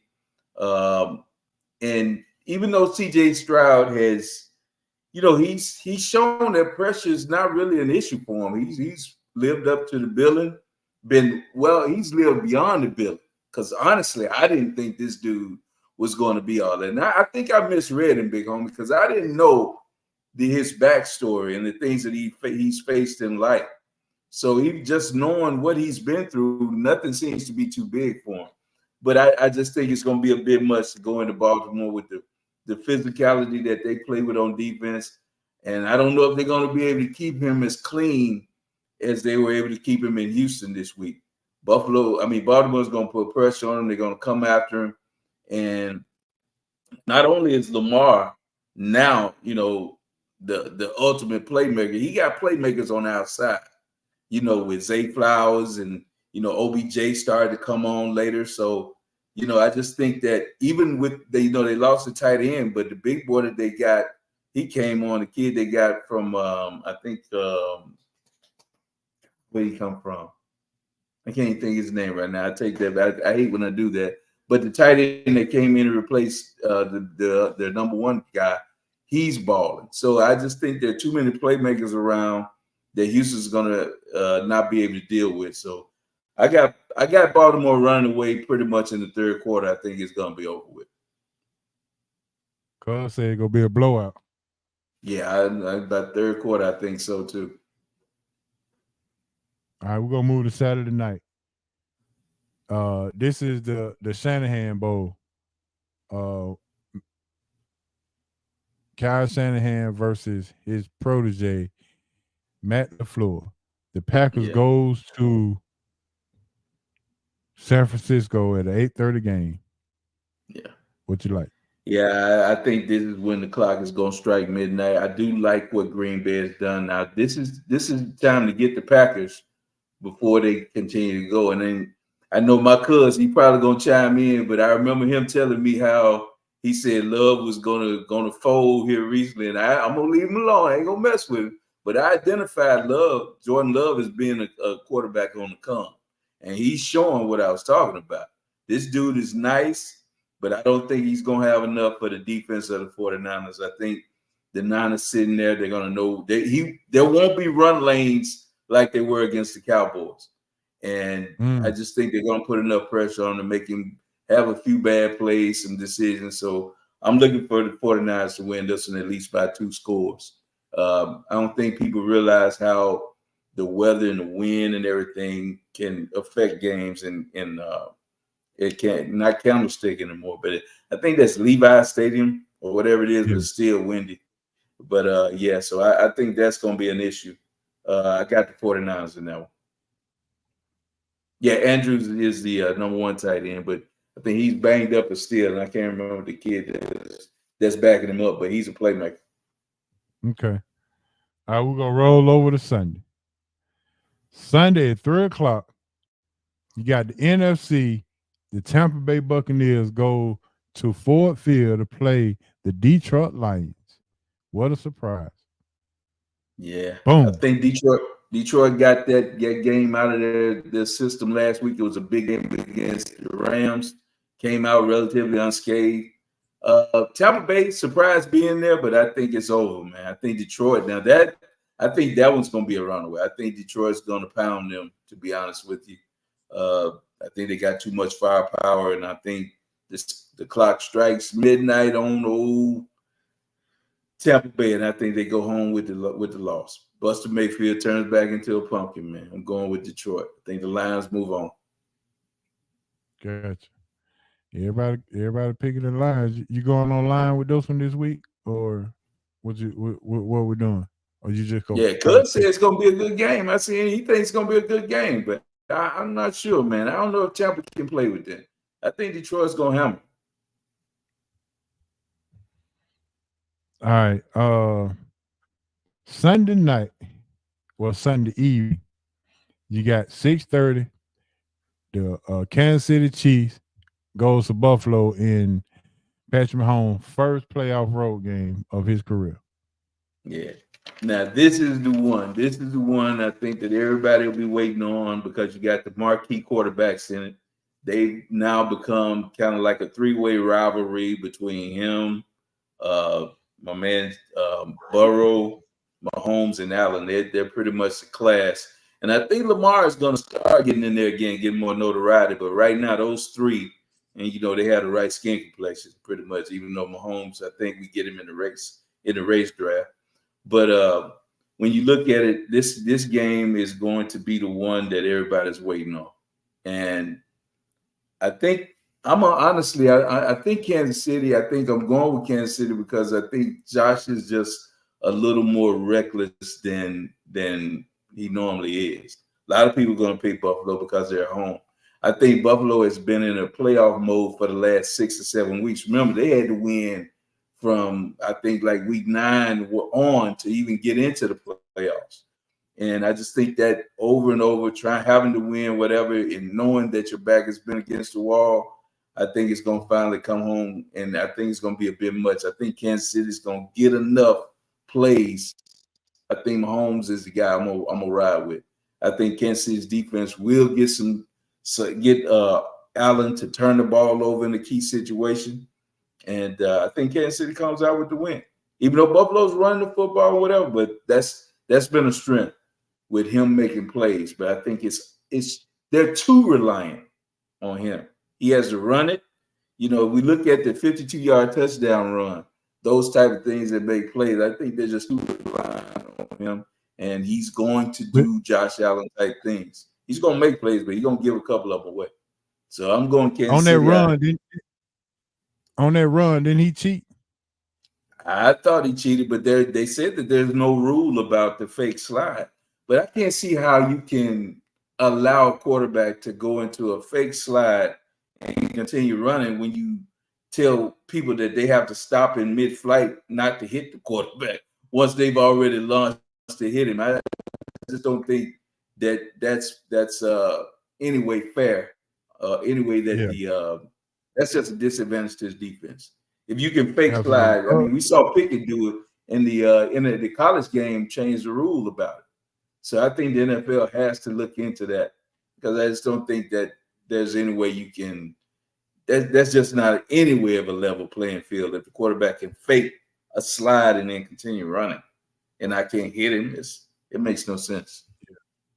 I agree. Cuz say Josh Allen go throw for 350. Don't put that on Prize Pick.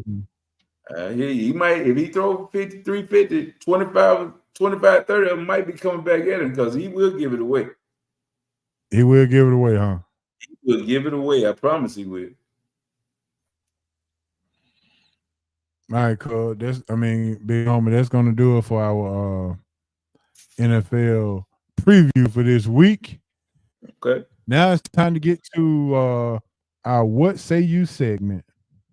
Dad say James Cook will be a big factor. All right. Joe Brady. Why is Joe Brady not getting no love right now? As far as if he gets past Kansas City and they move on, he'll get more love. But he's been a big factor in how they've been able to get playoffs because they were left for dead. Yeah, they were left for dead. Yeah, I agree. All right, big homie, what say you? I got them all squared away for you. You ready for them? Let's get it. All right, big homie, what say you? Which organization is having buyer's remorse for paying their quarterback? Jalen Hurts, Philadelphia Eagles, Cleveland Browns, Deshaun Watson. It's definitely both are having a little, I believe, but it's got to be Cleveland, man, without a doubt. Um, they were able to get to the playoffs, and they spent all this capital and everything to get a guy that guaranteed him all this money, and he wasn't even a part of the playoff run. So I'm sure they look back at what they did and they said we could have done this a whole lot different, and I think that's going to be a cautionary tale for other organizations. What he's done is retarded the progress on guaranteed money for quarterbacks. Everybody will look back and say, "Nah, we're not handling that. We're not going to do that." So yeah, I'll go with Cleveland Browns without a doubt. All right, my homeboy, shout out to my homeboy Darius in the chat line, my bankhead boy. What's up, Derek? Yes, sir. What's going on, bro? He said Deshaun Watson, hands down. I agree. What say you? Is this the best Kansas City defense Patrick Mahomes has had since he's been there? Oh man, without a doubt, yeah, for sure. They made great moves last season by taking all the draft picks that they made, and I think 3 or 4 of them was starting and got them to a Super Bowl. with the defense that they played. They're missing a safety now that got injured and a couple other players, but they brought in I think the linebacker from the Chargers. They got Kalafis or whatever his name in the draft, and then they got a lot of young secondary help. So yeah, it's the best defense that they've had, and Spagnuolo uses them. He does a lot of blitzing and timely blitzing, to augment even the rest that he has with his front four. So yeah, with Snead playing the way he's playing out there on the corner, they have a top flight corner that they can put on the best receivers. Safety positions are good. Yeah, so without a doubt, man, this is the best defense they've had. All right. This is gonna be my last one for you. What say you, Han? When LeBron James retire, will he be the owner of the NBA team in Las Vegas? I think that's a done deal. Yeah.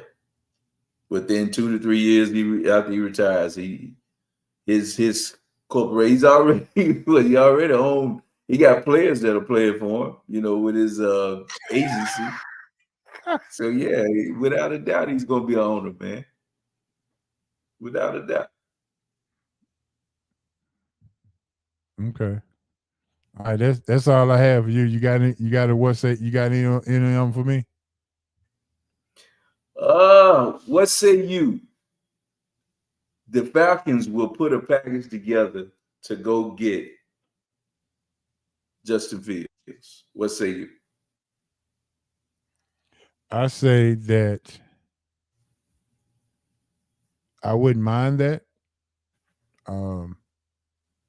I would trust that if they had football people in place. I wouldn't mind if they actually allowed to let the actual GM. But I would, if I'm the GM, I'm putting the package together that would definitely bring him here and get me a viable head coach. So yeah, I say I would, but not sure if they would. All right. What say you? The injuries are going to start mounting up for Ja Morant, and this may be the beginning of him being on that little injured thing that we saw kind of like with AI, with the off court and everything going on with him. Yeah, because he's out for the season now, right? Because of this injury. I'm gonna say no, because I think that we've seen him take a lot of arrow slings in his off the court decisions about being in the club, about the gun charges and all this other kind of stuff. I think this offseason, or him being suspended, showed him how valuable he is to this team and how valuable his team is to him. So I think that in this offseason, I think that he is going to find his Tim Grover and a nutritionist person to make sure that his body is where it needs to be for the long haul for the remainder of his career. I think he makes enough money to make that a priority because he's taking care of a lot of people, and I think he has to.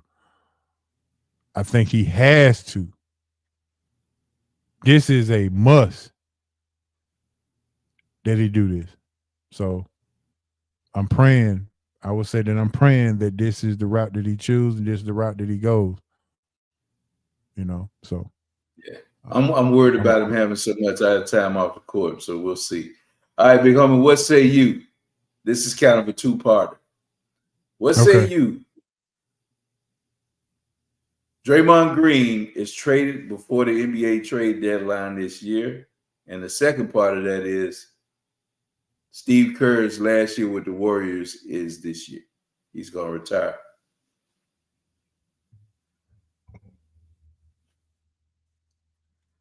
I don't think they'll trade Draymond.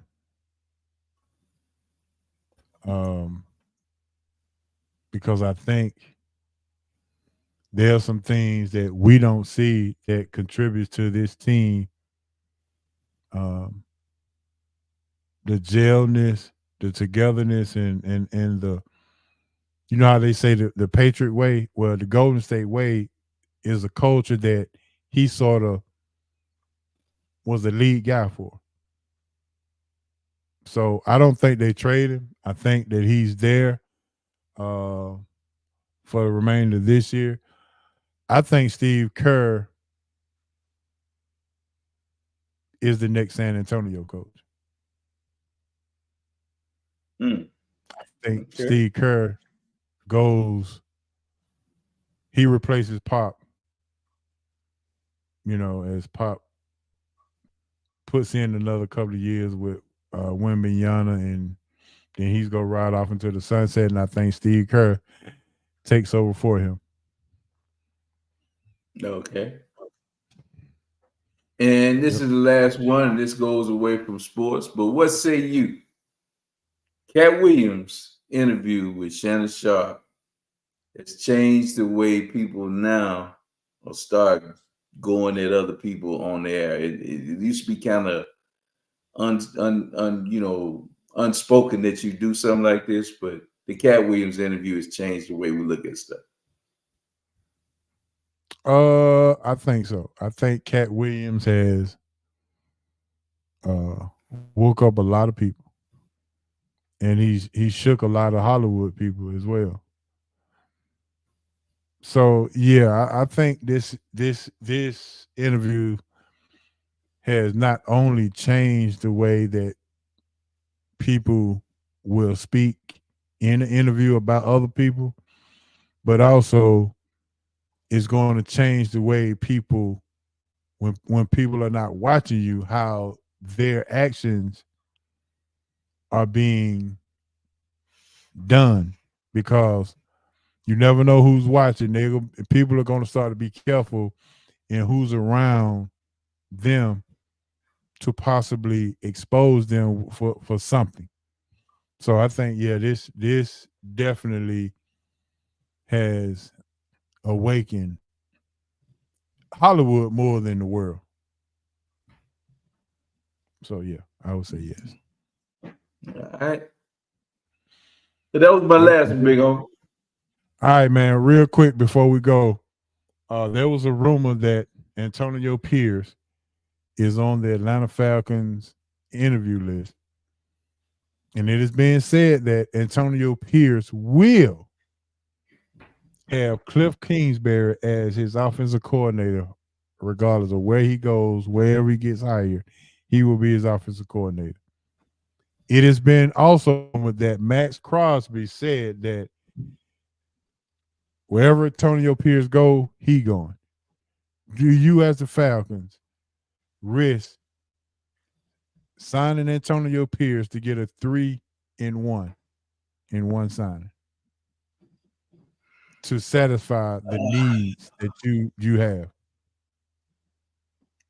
I'm not. I think Antonio Pierce did a good job with what he inherited with the Raiders. I think they were looking for a new direction. He came in and gave them an instant jolt.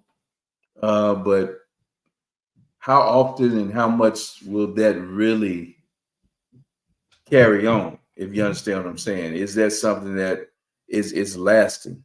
And I understand you talking about bringing in, the big boy to come in and help out and whatever, and then you got Kingsbury to run the offense. That's all great and all good. But again, and I think Pierce is a football guy. But I told you, cuz I want a football guy that knows how to be a head coach or that's been in those trenches. And I'm not looking for a guy that's learned on the job. And you right here this time. Now that's been good for a certain time. Don't get me wrong, but we see McVay has done it well, Shanahan has done it well, and all that. So, Pierce might be the one to kid. And we saw D'Amico Ryans do it well. So I might be shooting my foot, shooting myself in the foot. So I don't know, just off the rip, no, I'm kind of against it. But when I think about it, I'm not all the way against it. So I'm kind of torn on that one, big homie. When I think about the success that some of these young guys, when given a chance, have they've succeeded. So right, I'm kind of Max Crosby that's a good piece to bring with you now. Don't get me wrong. And you talk about fitting the culture. I think he kind of fits the gap on the culture. I'm sure he'll fit right in down here. So he chatted up, but he is what he is. All right, one more. What say you for you? What say you? Which coordinator had the biggest rise this past weekend? Ben Johnson of Detroit or Bobby Slowick of the Houston Texans? Man, that's a tough one. But I think Slowick, man, with what he's done with a rookie quarterback and the position he's put that kid in, he has to be the guy that's his star is just shining brighter than anybody right now. So I go with him, Slowick, or however he pronounces his name. Now, are you hearing a lot of things about Brian Callahan, the offensive coordinator for the Bengals right now? No, I hadn't heard a lot about him. Me and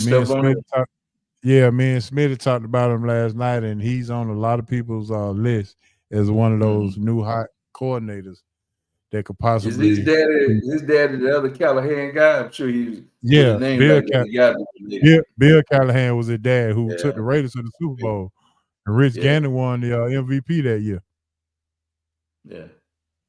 So he's a football guy, been in football all his life. So, and he's done some offensive things over there with Cincinnati. So I'm not sure, but I was I was gonna throw that name by you to see what you thought about him possibly at least getting the coordinator job to see exactly what he can prove and what he can do.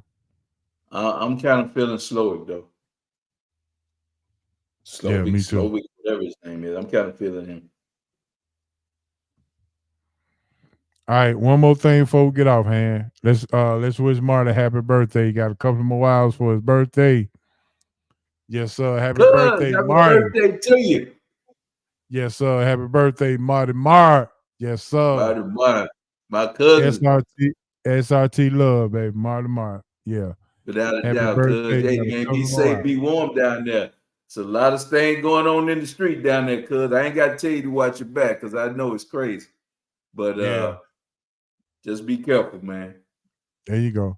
All right, man. Before we get out of here, I got to tell everybody to make sure you click and subscribe the like button on our YouTube channel. It is at SRT Sports Talk Radio 2705. Make sure you go ahead and subscribe that like button and hit that notification bell to let you know when we go live each and every week.